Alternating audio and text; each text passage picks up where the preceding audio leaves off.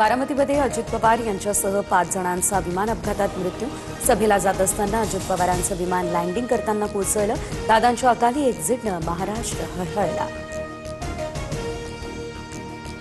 अजित पवारांचं पार्थिव उद्या विद्याप्रतिष्ठानच्या प्रांगणात अंत्यदर्शनासाठी तासभर ठेवलं। अंत्यदर्शनानंतर पार्थिव पुन्हा रुग्णालयात। उद्या सकाळी 10 वाजता पार्थिव आणणार। 11 वाजता अंत्यसंस्कार होणार। हा निव्वळ अपघात, यात राजकारण नाही। अजित पवार यांच्या मृत्यूवर शरद पवारांनी पहिली प्रतिक्रिया दिली। महाराष्ट्राचं झालेलं नुकसान कधीही भरून निघणार नाही। शरद पवार यांच्याकडून शोक व्यक्त। अजित पवारांच्या मृत्यूवर राजकारण करू नका। ममता बॅनर्जींचा राजकारणाचा स्तर खालावलाय। मुख्यमंत्री देवेंद्र फडणवीसांची टीका, तर ममतांकडून अजितदादांच्या घातपाताचा संशय व्यक्त। विमान अपघाताच्या तपासासाठी सिव्हिल एव्हिएशनचं पथक बारामतीमध्ये दाखल, तर फॉरेन्सिक टीमकडून अपघात झालेल्या ठिकाणची पाहणी। विमानाचा ब्लॅक बॉक्स ताब्यात घेतला।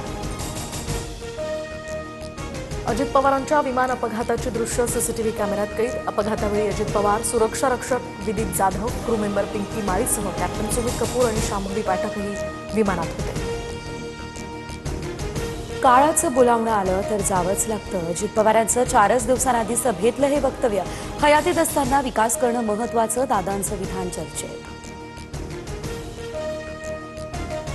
बारामतीमधील रुग्णालयात जात मुख्यमंत्री देवेंद्र फडणवीस आणि उपमुख्यमंत्री शिंदेंकडून अंत्यदर्शन। अजितदादांच्या पत्नी सुनेत्रा पवारांचं सांत्वन करून ते मुंबईकडे रवाना। दमदार आणि दिलदार मित्र सोडून गेला। अजित पवार यांच्या निधनानंतर मुख्यमंत्री फडणवीसांच्या या भावना। राज्यात 3 दिवसांचा दुखवटा जाहीर। अजितदादांच्या जाण्यानं मोठी पोकळी निर्माण झाली आहे। मोठा भाऊ हरपल्यासारखं दुःख। अजित पवारांबद्दल बोलताना उपमुख्यमंत्री शिंदे ही भावुक। अजित पवार हे राजकारणातले दिलदार विरोधक। महाराष्ट्राच्या राजकारणानं उमदा नेता गमावलाय। अजित पवारांच्या मृत्यूनंतर राज ठाकरेंची ही भावनिक पोस्ट। एक खंबीर नेता आणि माझ्या मंत्रिमंडळातील उमदा सहकारी गमावला। वेगळा मार्ग स्वीकारला तरी त्यांनी संबंध तुटू दिले नाहीत। उद्धव ठाकरेंकडून सुद्धा अजित पवारांना श्रद्धांजली। विमान दुर्घटनेनं अजित पवारांना आमच्यापासून हिरावून घेतलं।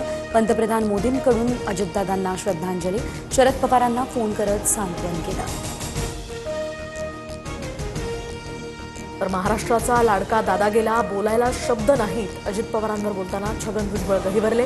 भुजबळांकडून अपघाताच्या ठिकाणी जात पाहणी।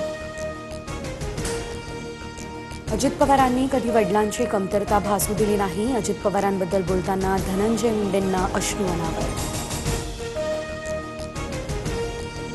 तर महाराष्ट्राचा खूप मोठा आधार गेला, राज्याचं न भरून निघणारं हे नुकसान झालंय। मनोज जरांगेंची ही प्रतिक्रिया। घरातला माणूस गेल्याची भावना व्यक्त।